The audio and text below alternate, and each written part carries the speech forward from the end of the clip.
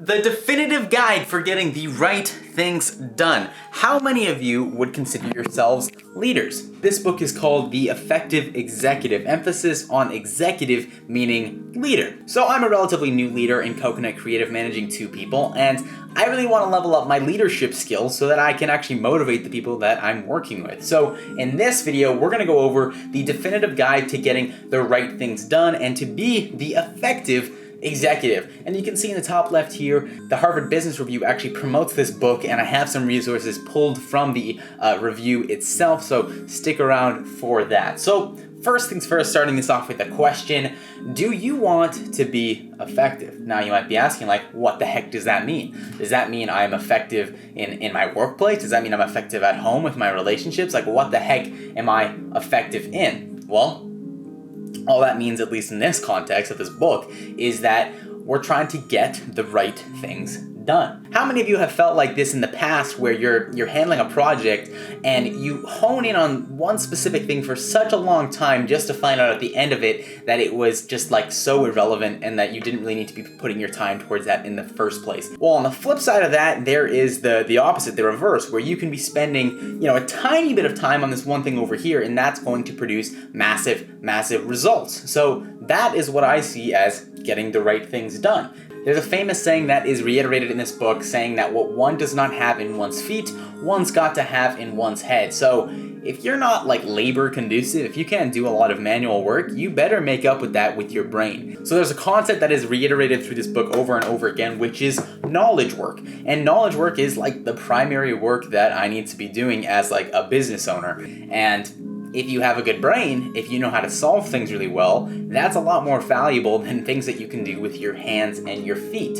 So that's what we're going to be going over in this video, is how you can use your brain more to make effective decisions and focus your time right. So right here are 5 steps to instantly make your life more effective. And these are things I'm going to be implementing myself over the next couple weeks here. Number 1 here, know thy time. Focus on outward contribution. Build on strengths, do not build on weaknesses. Focus on few major areas where superior performance will produce outstanding results.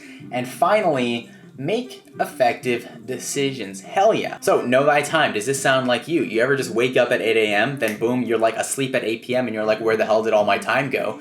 And I see all the time on social media going through Instagram, and it's like a meme with like young adults and people about how they'll like blink and suddenly their whole day is gone. Or like they'll go on memes and like hours and hours have passed, and they just check their clock and they don't know where their time is going. That is a problem. That is a very big problem. The reason why this is number 1 on making your life more effective is like, if you don't know where your time is going, you can't improve anything. Which brings me to my first point of systems, right? If you can work systematically, which that just means is like working with a system, it's a methodical A to Z of what you're doing, you can very quickly see week after week what things you need to change to make the system more effective, what things you need to eliminate, what things you need to just improve. But if you don't have a system, right, you can't improve on anything. And then the second point here is that in order to create that system, you first need to see where the heck your time goes in the first place. So the first recommendation is, if you do not know where your time is going, go through a week. Every single day, write down hour after hour where you are putting your time. Okay? And that's going to be the first step into creating this system that you can revise and adjust week after week. Okay? Once you have that list and that system, this next slide is going to go into just like how you decide to make that system. Okay? So number 1, you got to identify and eliminate things that don't need to be done at all. Like the time wasting stuff, like going on social media, like doing things that if you didn't do them, nothing would change in your company to improve it. Nothing would change in your life to improve it. Nothing would change in your job. Nothing would change in your roles of your life. So those are pretty easily identifiable things. Just erase them. Don't stop doing them, right? The second thing here is, which of the activities of my time log could be done by somebody else just as well, if not better? So if you are a business owner, right, and you're making a decent amount of money month after month, it doesn't cost that much to hire someone like a virtual assistant to do these jobs that could be done better than you. So like I've hired a virtual assistant in the Philippines for like $6 an hour to manage and organize my emails and respond back to people that I don't get back to on time. And that just really helps me out, and it saves a lot of my time. So I'm willing to pay for that. And the third thing here is just asking others in your life, like, hey, what do I do that wastes your time without contributing to your life? And that is the time of others that you are wasting, which in turn is wasting your time because it's not helping them. So once you go through that log and just start eliminating those things, once you have those things eliminated, you're going to see that like you're only using like 2 to 3 hours of your day effectively. So what do you fill up the rest of your day with? And that's what this next question is how do I know what task is important to maximize effectiveness? Well, that's what comes on to a second main point here, which is focus on outward contribution. This thing was kind of like life-changing for me, right? This is what eliminates all the noise in your day-to-day, and this is what kind of clears the fog to make it very clear for what to focus on. So what outward contribution is to gear efforts towards results rather than work. Okay, so you ask yourself what results are expected of me rather than with the work that needs to be done, let alone the techniques and the tools. So when I ask myself what results are expected of me, generally that's like ensure that the company is growing month after month with sales and that the service we are providing is increasing in value for the customers buying those services. Now that I know that contribution, that thing that needs to be done, I can focus on, okay, well, what work needs to be done in order to facilitate those two things. And then I go through those jobs and then I go through the techniques. To start with like the techniques of what you do and then the work that needs to be done, it's just so opposite. And just it's not good. It's really not good. And so this has been something that I've been trying to work on more, outward contribution. So take the story of Nurse Brian. There was this old adage, this tale of a hospital administration, I believe this was a real hospital as well, that had an admin meeting every single month to focus on like objectives and how we can make things better for the hospital, right? And at the end of one particular meeting, they had come to a solution for what they're going to do in that given month until someone asked, would this have satisfied Nurse Brian? To which the entire group broke out in arguments and yells and back and forth until they were in there for like another hour and a half with a completely new plan that was more ambitious than the original. Who Nurse Brian is a retired nurse, not someone who was like high up on the chain or like an authority or a leader in the hospital, even when she was working there. Just a nurse, right? But whenever there was a meeting and she was involved in that meeting, she would always ask in that meeting, are we doing the best we can to serve the patient? Is this doing the best it can to serve the patient? And that would just spark in everyone there in that meeting, like, maybe not. Maybe not. And that focuses their attention on that contribution. And so I think it's just interesting that even after, I believe she's been retired now for 10 years, or at least according to this book, they are still talking about Nurse Brian and using that adage of focusing on that contribution. And when you focus on this contribution, you kill the noise of your day-to-day. So in your life, you will be faced with a ton of problems. A lot, like I'm talking a lot of problems. And really, you need to distinguish between what is the noise versus what is the real problems that you need to address and what you need to focus on. And then focusing on contribution just counteracts what's noise and what's this and what's that. Because if it doesn't fall into your contribution, then it's not something that you need to focus on yourself, or maybe you just need to give it to someone else to focus on, right? Third point here is build on strengths and ignore weaknesses. So here's a warning for anyone out there who is hiring anyone or building someone on your team. Do not make staffing decisions to minimize weakness, but to maximize strength. This was really surprising to me until, you kind of think of every kind of classical like movie or tale where there's like a team of people, and within that team of people, there's always like that one guy who is just like better than everyone else at something, but he's also kind of like a dick, or he has like this part about him that no one likes, or that he's terrible at something. But they don't care about the weakness, right? They care about the strength because that's what he's good at. And they do everything they can to make him better in that strength. They don't care about the weakness. Unless that weakness affects his strength, they shouldn't really care. Back in 1861, right, when the North and the South were having this huge civil war, Abraham Lincoln, he was in charge of like the North and supplying the commanders for who was going to take down the South. And this dude, Abraham, my boy Abraham, he had to go through 3 generals, right, who he appointed because on their resumes, right, they didn't really have a weakness. Regardless of the North having like twice the amount of men, like way more dudes to fight, the South were like dominating or at least holding them for like 3 to 4 years. until Abraham Lincoln appointed this dude Grant, who was an alcoholic. And it was known that Abraham Lincoln was like sending this guy barrels of liquor, knowing full well like what alcoholism does to people and how it can destroy their lives. Like, he didn't care, right? Because that was his weakness, sure, but Grant was one of the best generals that they had appointed at that time, and that was his strength, right? Abraham Lincoln did not focus on the weakness of it, and as a result, they won, they crushed the South, and, they dominated and they destroyed. But he had to go through that lesson of hiring well-rounded individuals instead of hiring single-purpose tools that destroy in the area that they were hired to destroy in the first place. If you are staffing for strength, here are some questions that you can ask, which is, what does this person do well?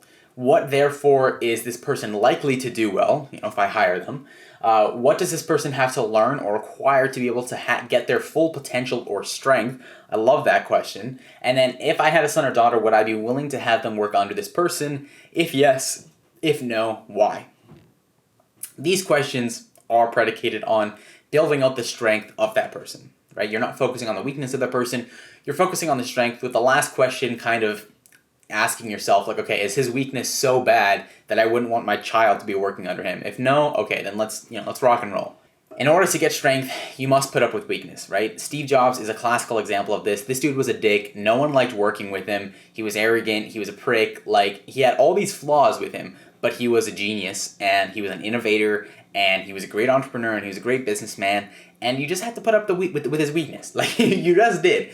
In order to get that strength, you had to have that weakness. And so, going forward, if I am looking to hire people or bring them onto my team, I'm going to look for those strengths. I'm going to look for those things that they do uncommonly well and ask myself what I can give them to make that strength bigger. The fourth thing here is just focusing on a few major areas where superior performance will produce outstanding results. If you've been kind of in like the social media marketing area before, this concept is somewhat familiar to you, where if you're focusing on your efforts and you become really good at something like raking leaves, it doesn't really matter because it's only like an hourly job. Like, you're not going to be paid that much. But if you can become superior in a specific area, and that specific area, if done well, is going to produce like millions of dollars, it'd probably be smart to focus on that area, right? And as an executive, you need to ask yourself,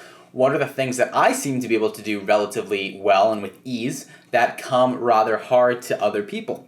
And if those things that you do relatively well or with ease is something that is going to be producing outstanding results, then focus your time on that. Don't focus on the things that is noisy or like is cluttered or is just going to be your day-to-day kind of stuff. Like, focus again back on that outward contribution.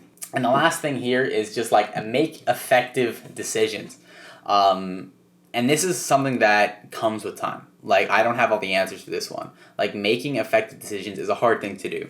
And here's a this or that situation here. What of these situations looks like a better way to make decisions? You got like on the left here, you got like four guys like arguing and like, attacking each other. Or you've got one guy on the right here who's just like brainstorming ideas. And he's thinking to himself, what is the best way to do this? And he's kind of working it out methodically, right? What would you say?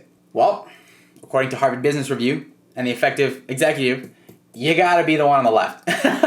And that might surprise you, and I don't think obviously to that extent of people like freaking attacking each other, but why? Well, because the number one rule of effective decision making is that one does not make a decision unless there is disagreement, okay? So you cannot have new perspective, new ideas, new things that will produce a better result for the company, an end result for the company, if you don't have conflicting views and ideas, because no one has all the answers. What you can do on the right here, you can be the guy on the right, you can have those ideas, brainstorm them methodically, but don't act on them. Like, have them run through a couple people in your organization, ask other people what their thoughts are, and get those conflicting ideas and things that you might not have considered. Like, everyone has a different part of their brain that needs to be run through.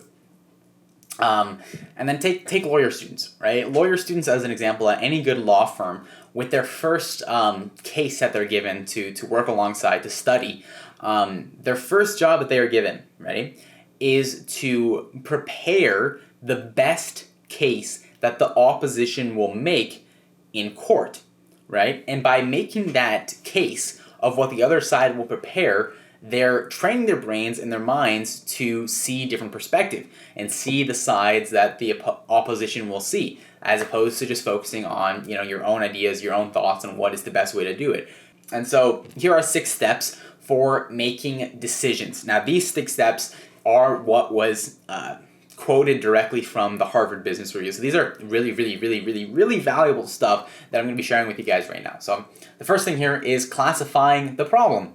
Is the problem generic or unique? This shit is crazy, right? So if you have a problem, right, that you are facing in your company, you got to ask yourself, is this a problem that is generic that could be solved if we outlined a generic set of principles and rules and guidelines, right? Or is this truly a unique situation? So an example of a unique situation is like COVID just hit, and we have to start changing the way we're filming to adhere to those policies. That's a unique situation. Having someone on your team act out and not show up to work, you don't just deal with that individual person and be like, okay, how do we deal with Bob here? How do we deal with that? No, you go back to the rules and principles of, employee management, and you deal with it that way. That's a generic problem that you can pre-solve in advance. And I'd say most problems are generic. And the last thing here, guys, I just want to leave you with is a quote from the book saying that a country of many laws is a country of incompetent lawyers. Right? It is a country which attempts to solve every problem as a unique phenomenon rather than a special case under general rules of the law. Step 2 here is defining the problem. So what are we dealing with here, right? What is the key to the situation? And based on what the Harvard Business Review is saying, it's once you have the classification for the problem, the definition is fairly easy to find and see. But pulling from the actual article itself, there's only one safeguard against becoming the prisoner of an incomplete definition. Check it again and again against all the observable facts and throw out a definition the moment it fails to encompass any of them. Okay? I'm going to link this in the bio so you guys can kind of read more up on this. I'm not entirely sure what the difference is between defining the problem and classifying the problem, but based on what they were saying, it's fairly similar. Once you have that, number 3 here is specifying the answer to the problem and what are the boundary conditions. So the boundary conditions are the certain objectives or the goals that you want to have with the thing that you are deciding, and what you are willing to compromise and take from that. And so what the boundary conditions are. What are boundary conditions? Pulled right here from my book summary. What are the objectives the decision has to reach? What are the minimum goals it has to attain? What are the conditions it has to satisfy? In science, these are known as boundary conditions. A decision to be effective needs to satisfy the boundary conditions. Not making an answer to the problem that doesn't specify exactly what are the specific things that we want to achieve with this going forward, okay?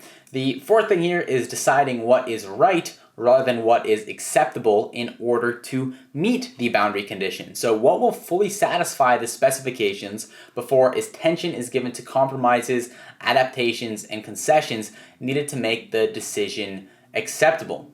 Before thinking of compromises, before thinking of what is right for this person or what is right for that person, what they want, what they need, you just think about what we will need to do to satisfy those boundary conditions, those objectives, those things that we want. What is it, the specific things that we need to do to satisfy that? And then after you have that, then you can go on to compromises and adaptations and stuff like that. But first, disregard all of that for now and just figure out what it is exactly is you need to do to get there. Okay, number 5 here is building in the decision to the action to carry it out. Okay, what does the action commitment have to be? Who has to know about it? So oftentimes, right, you'll have ways that you want to solve problems or you'll identify problems, but they'll stay stagnant and nothing will change as a result of it. No one actually does action to change anything. So you need to build out an actual process in which this decision is carried out and who is actually doing this, making this decision come to life. Who's responsible for this job? And the last thing here is testing the validity and effectiveness of the decision against the actual course of events. So how is the decision being carried out? Are the assumptions on which it is based appropriate or obsolete? So just test, right? Test if it works or not. And if it doesn't work, change it. And if it does work, keep it, right? Pretty simple stuff. Hopefully this video was effective to you to make your life effective in everything that you guys do. If you liked the video, leave a like below, and I will catch you guys on next week's book summary. Peace.